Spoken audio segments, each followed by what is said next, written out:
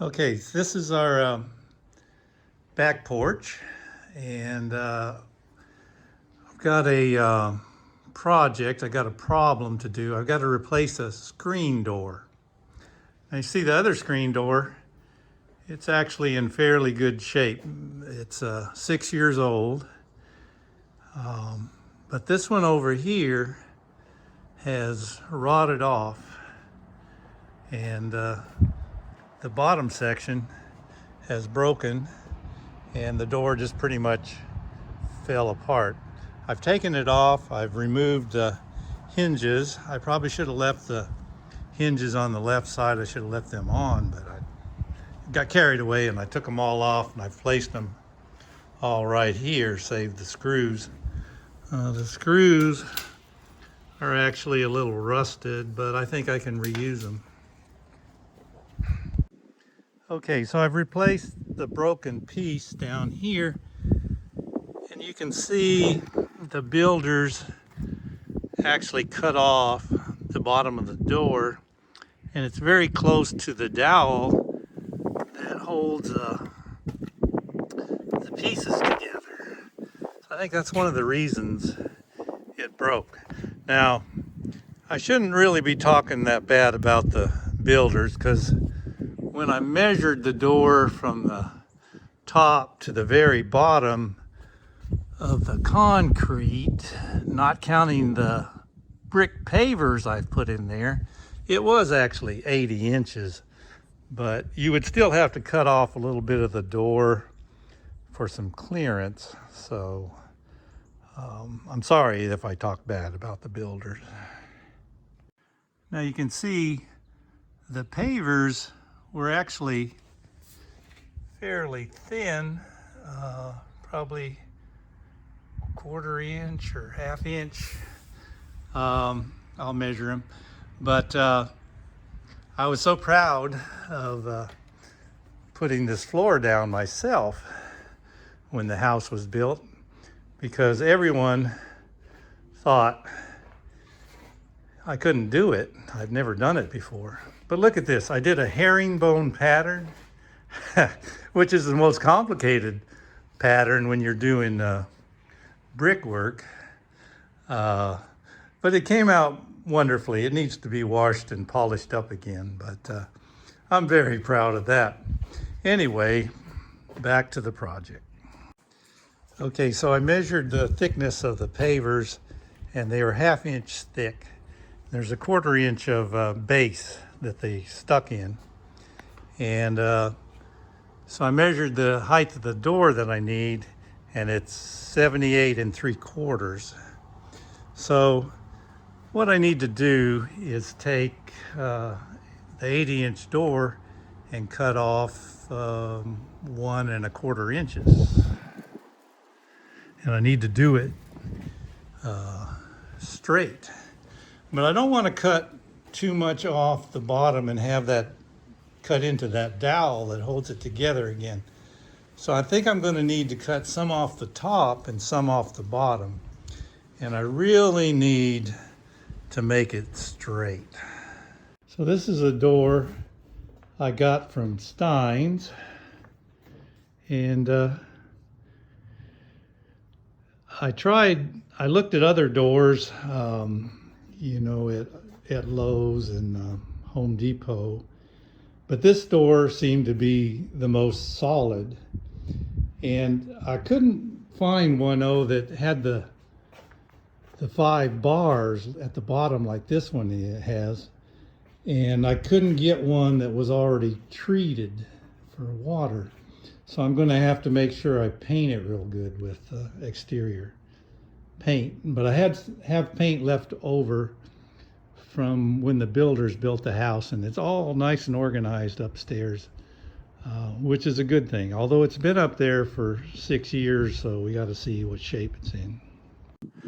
Okay, welcome to my garage.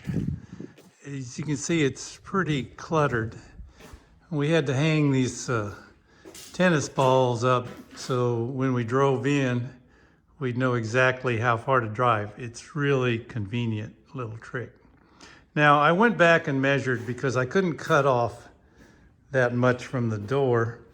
And I measured the other door, and I found that 79¼ inches long should work. So I plan to cut 1/4 inch off the top. I drew a line 1/4 inch down, and then the rest of it I'll cut off the bottom. And I've clamped the door to my wife's table, and I'm going to try not to cut her table. So I'm just going to use my skill saw and what little skill I have.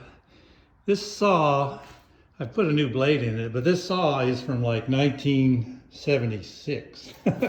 Plus, it's a Black & Decker. I think I got it from Sears. It still works good.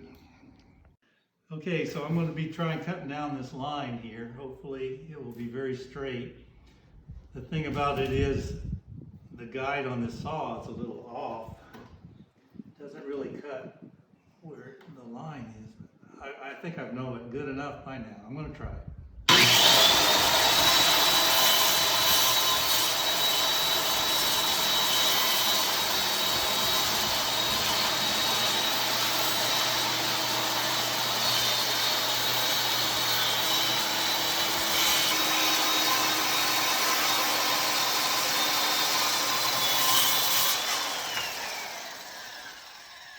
Well, let's see how that did. Let me get my square here. We'll see how square that is. Well, I can still see the line, so I don't know what I've done. I'm gonna have to recut it. Never mind. Okay, well, that was pretty hard to do. As you see, you can still see the line in some places. So I'm going to take the jigsaw right here and just kind of shave it off a little so I get back to the line. Okay, the jigsaw has some settings on it. You can vary the oscillation for cutting faster. I'm going to set it up there where it doesn't oscillate, it just cuts straight up and down. Well, that jigsaw actually did pretty good. I got a little off at the very end, but that's okay. It's an experiment. You know, my friend Jim, we worked as engineers and we did a lot of complicated and hard stuff. And we would always say, if it was easy, anybody could do it and they wouldn't need us. So most of these projects, they're never as easy as you think they're going to be. These are coming in really close. I hope they don't know something I don't know. Yeah, the Lord will protect me. So here's the bottom. I need to cut off 1/2 inch on this side. Oh, look, there's a warning label. Drilling, sawing, sanding, or machining wood products can cause you to wood dust, can expose you to wood dust. In California, it can cause cancer. Well, I'm sorry for the people in California, but I'm not in California, so I'm not worried.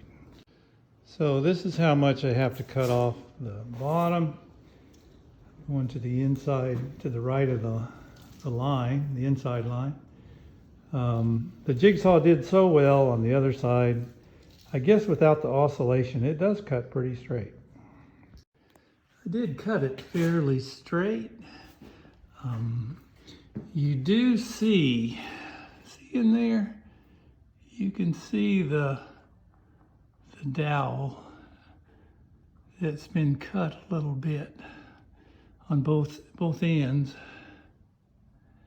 but it's just a little bit, not a 1/2 or 3/4 like the builders did. So I think we're going to be okay. Now that just goes to show you that sometimes an amateur like myself, who has hours and hours to spend on a little thing, can actually do better than the professionals, because they don't have time to waste. They just cut off the bottom. I cut off a little on the top and a little on the bottom. Okay, well, I did find some primer finally, so I'm going to have to shake it up. So this is the way I shake up my paint.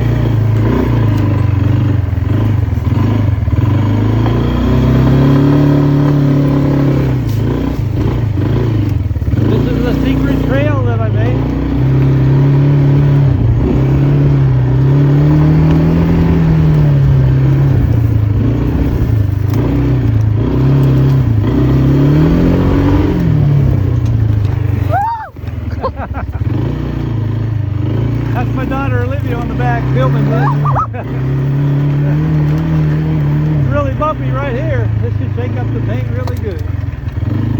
This is where we'll turn around because it gets really hairy down there. Olivia doesn't want to ride down there. Oh,